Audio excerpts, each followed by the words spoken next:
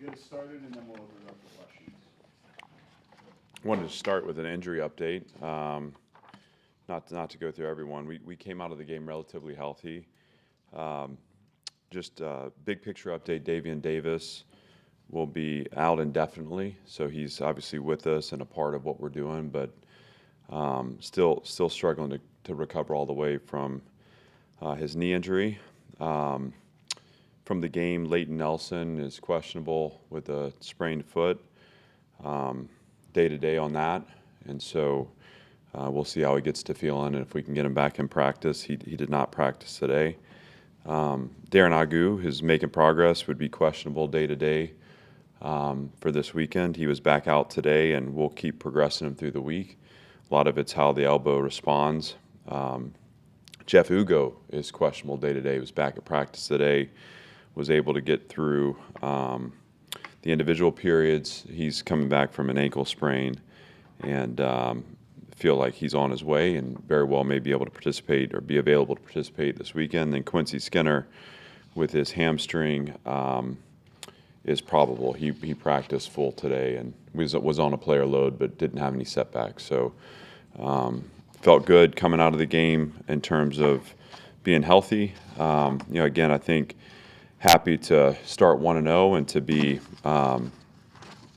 able to learn from a win. I think first games a lot of times are sloppy games, and we certainly survived a sloppy one Saturday. Again, I think that the game came down for me to just not being able to separate. We had opportunities up 21-7.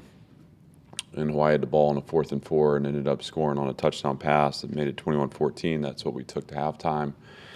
35-14 with possession of the ball. Hawaii ended up scoring on the next possession to make it 35-21. Both of those sequences, we had 4th down attempts to extend drives in response and just weren't able to get away. So, we've talked a lot this week about our focus, about understanding the emotions of a game and all the things that can distract us from doing our jobs and executing as one of 11. That's a learning process through the experience of game, and we've also talked about being a team that needs to be able to close games out. And we had chances and just weren't able to do it. So with that, we're excited to compete against Alabama A&M this weekend. This is a proud program who in the COVID spring was undefeated. Coach Mayer's done a great job there with the team, and we'll be excited to be able to get out and compete against them. Obviously, just like last week, this is going to be about Vanderbilt football and how we progress in our systems, our structures, our language, our ability to play 11 guys on the same page. With that, I'll open up to questions. When you went back and looked at the running game and maybe the lack of push, what were the things that you saw? A lot of those runs, there was two issues as we saw it. One was most of those runs have pass options off. So times where we chose to throw the ball against looks that we would have liked to have run it, and then times where we run the ball where either AJ's meant to keep it or the ball should be thrown out in the perimeter. And those are things that are about AJ syncing up in his decision making. Obviously, he's got the hardest job that way on the field, but through his experience and the repetition, he'll get better and better at the post-snap decisions. I think at times that becomes about trying to make that decision prior to the ball being snapped. We like to anticipate, but we always have to take the time post-snap to see what we see and make the decision based off that. The other thing, especially in the 4-minute situation that came up, is in a time where they're pressuring, we have to be very detailed with how we direct a line of scrimmage. We call it a point here, but how we set our combinations up matters, and the functioning of the line of scrimmage 5-1. That point becomes critical to our ability to execute. And we miscalled a couple times, and what the result of that was guys slicing the line of scrimmage. So there were some fundamental technical lapses through the course of the game. The 4th and 1 that they got us in the backfield on was just a fundamental technical combination that we have to work together better at the line of scrimmage. Some of the late issues had to do with just how that was all coordinated from the quarterback position and needing to be better. And again, it comes down to focusing on doing your job. It's not big things; it's little things that make difference. Through meetings and obviously through practice this week, we expect to be better. How much would you like to make that kind of a focal point of execution in this game going forward, not only the run game, but just the guys up front working together? Yeah, it needs to be. I mean, this is a team, Alabama A&M, that in all three phases will be exotic to us. I mean, they're multiple in fronts, multiple in structure, multiple in personnels on offense, high tempo offense, special teams. They have non-traditional components, and so we will have to adapt our systems to make sure that we're blocking what they do. I mean, there's times where their defensive lines, the second level, and the linebackers are the first level, and they switch pre-snap. I mean, there's just a lot of movement, and so for us, it's about adapting our systems to handle what they do, and then being disciplined and detailed within that to cover them up. If we can do that, then we can find success. If you can't, obviously, then you leave it to chance, because they do enough and they're versatile enough to make plays in the backfield. And defensively, that's where they found success, is when they keep you off kilter and get you negative so that all of a sudden you're behind the chains. What's the main focus this week in the secondary room? Obviously, a lot of big plays were let up this weekend, and that continues to happen. How will you guys hope to improve in that statistic? Well, the big one on BJ was it was fundamental technical. It's he got a step and slip release with outside leverage press, and you got to understand that receiver gets vertical immediately on a go route. He's got to catch up, and we have fundamental technical things. I think at the start, if he makes contact with that route with an offhand jam, which is what we teach technically, he's gonna blunt that release enough to stay in phase with it. Because he didn't, he got on top of it. That's where it was able to slip underneath him and go vertical. He needs to speed turn it to be able to get back in phase with it. Those are mistakes that against a good opponent, they'll cost you. And to Hawaii's credit, that was a 4th and 4 snap where it was a good throw and a good catch, and he was never able to cover that ground back up. That's one of the explosives. I think you look back at Tyson's pass interference. The first one, he got his hands around the receiver. The second one, really could be argued both ways. I thought he was actually in good position. I saw a little tug of the jersey, but he released it. Obviously, we want to coach through that, but I thought he was in good position to finish that one. Jalen Mahoney, the inside fade, I don't know that you can cover it better. Again, sometimes you got to give credit. I mean, that's an incredible throw and catch, and what he needs to do in that moment is get right back into his process. We're not going to play in a world where we defend every ball and we don't incur any explosive passes. So those were some that were in the secondary that I think you're referencing. With respect to the early ones, to me that was there was an early throw to the tight end, which was just a structural breakdown in terms of who's covering that. He's uncovered, and so they ran a drive route, and our corner chased the drive, and no one stayed on the tight end, and our safety went to the middle of the field to close the post, and they were able to evade the pass rush and extend the play and found the open tight end. They also ran a mesh route that extended, again, another one where the quarterback escaped the pocket, and it was a pitch and catch on the second drive, their first scoring drive. And that really came down to the corner, pulling through on the drive route and knocking the linebacker off versus staying in the tailpipe, as we call it, and directly behind the receiver. So I guess not to get too far in the weeds, although I'm already there, those are things to me that are coachable and correctable. And we're not, there's no sense of like, how are we going to cover? It's we got to get back into the process, and you learn about yourselves. We had a third down last year against Hawaii where they ran a drive route. This is 2022, and our corner ran into the umpire, and it was a third down, and they got an explosive play. That was early in the game. Those things happen. You learn. You have to tighten your systems and structures down, and we need to be better. But there's no part of me that that's concerned about that level of improvement. We'll get there. There's one other they hit on Savion Riley, and again that's a kid playing his first college game, and he's responsible for the deep middle. And this was in the fourth quarter. It's a big play, and it's our chance to make them go methodical. And they got the most of the chunk in that play that they needed, and he just is too short on the drop. He's got to be on top of the route, running through the middle, And again, we have to coach through those and have some patience for guys too to keep developing as well. When you look at pass defense, how much of that was the inability to get home on time? Yeah, I think the pass rush at times was effective and at times shortened it down. I think getting home and keeping the quarterback in the pocket are two things that we need to look at and say they go hand in hand. I think we got pressure at times, but we left escape routes.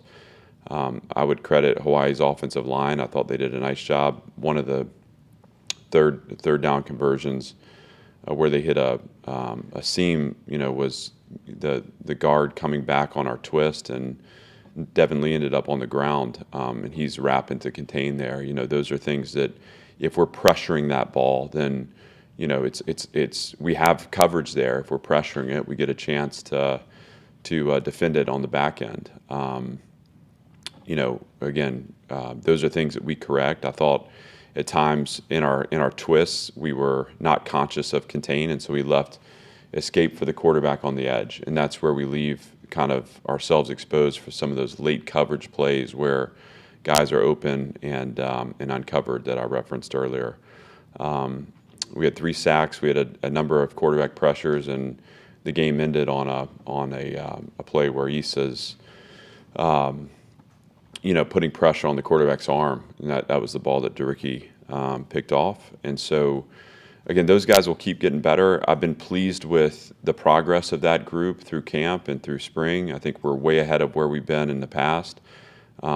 Certainly wasn't perfect, and so we want to see improvement moving forward. But obviously, anytime you can shorten the down without blitzing, you give yourself a great opportunity to play better in coverage, and that's what we need to do. There were certain positions, particularly on the offense, that felt like you rotated a lot, and then, on the defense, it seemed like you mostly stuck with the same players for most of the game. What's your philosophy on that, and, are you looking to change that up or keep it the same as next week? We want more people to play, and I think what we need to be on the same page with, just player to coach, coach to player, is what does it look like to earn the right to play? These aren't free passes that we give to the field, and yet guys that are in process, that are proven in practice, they deserve to be out there. And that could be for 5 snaps, that could be for 20, that could be for a 50-50 split with the starter. I think as a program we have to grow that level of trust to where we're unflinching when the time comes to put someone else in.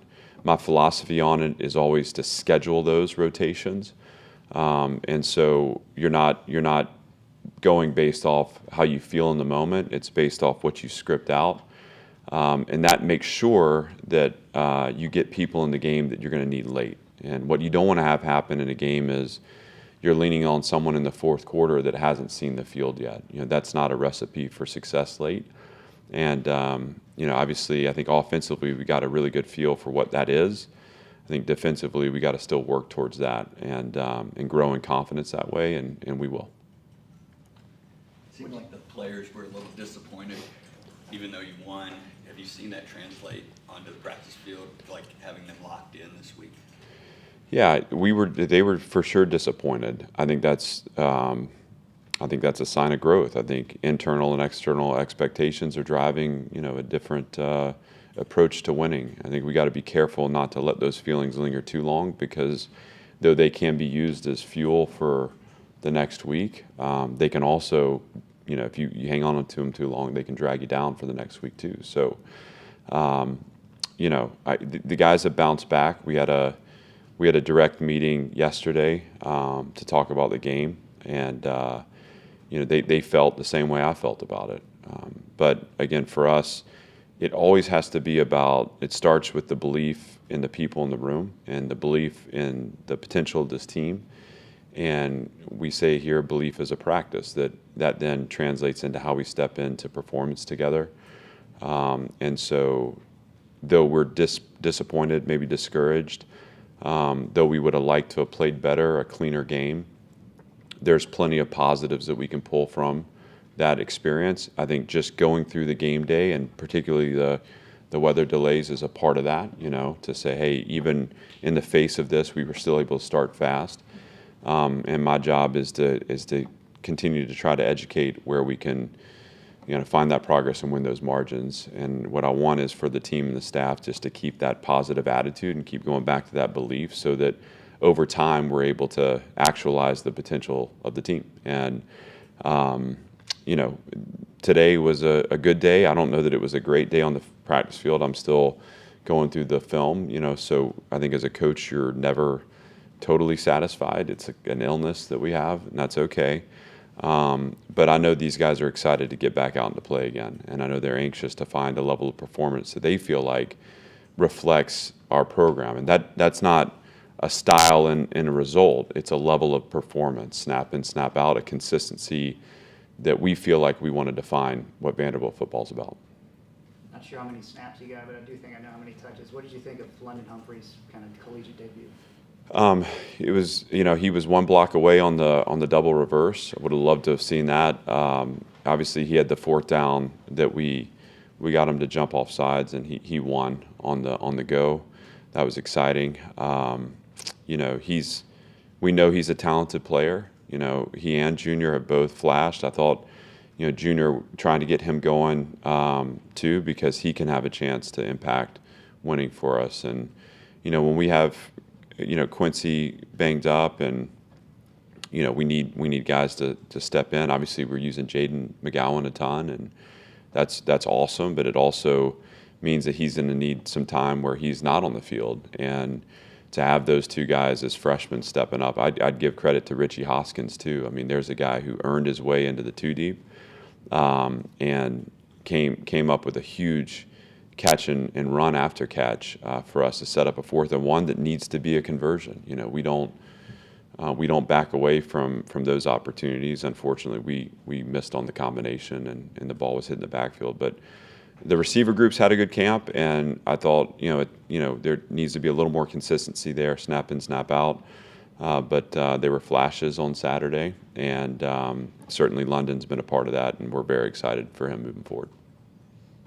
You've moved Ricky right around a little bit. I think now he's in the same place for the second straight year, if I remember correctly. Does he make the plays that he made Saturday a year ago? I don't know. I think he's always had the gifts, but on the field, it's about, are your eyes in the right place? Are you anticipating what's coming, and then the execution piece of it, and that kind of gives way to your skill set. Meaning, like, a job as a coach is, if I can get a player to play as closely to his instincts as possible while within the structure, we have a chance to be good. And Ricky has an incredible skill set. I think what he's done through the course of winter, spring, and summer, he's built process into that. And I thought all that came out for him on Saturday. And so whether or not he would have made those plays a year ago, I think I saw a player that was attacking the ball. I saw a player that was playing physically. And we're still just scratching the surface with him, with his potential, because he's a 230-pound safety that runs sub 4.5 and is 6'3". I mean, there are not many of those guys in college football, and that means he can cover space. That means he can tackle and play physically versus at the point of attack. And as he's embedded a deeper understanding of the structure and the system and where his eyes need to be, he's getting to location a little bit sooner. That's what's allowing him to make those plays. We saw the early two-point conversion tries against Hawaii. Do you expect to continue that plan into this upcoming Saturday? We'll always carry some exotic looks. Obviously, had we hit it, I might, be in here and celebrate the fact that we got up, 8-0.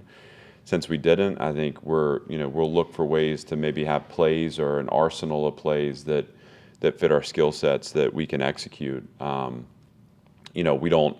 We have not made it a habit of going for two here, but we want to also challenge the opponent and give them something to prepare for as well. And when you challenge the opponent, if they're not going to cover down or if they're going to leave numbers short, you want to be weaponized to take advantage of that. It didn't work out for us, and again, that meant that we then went for two again on the next possession to balance the score up. But I don't necessarily see that becoming a habit. We'll always have something in the plan that is designed to create stress for the opposition. Anything else? Thank you. Appreciate it, guys. Thanks.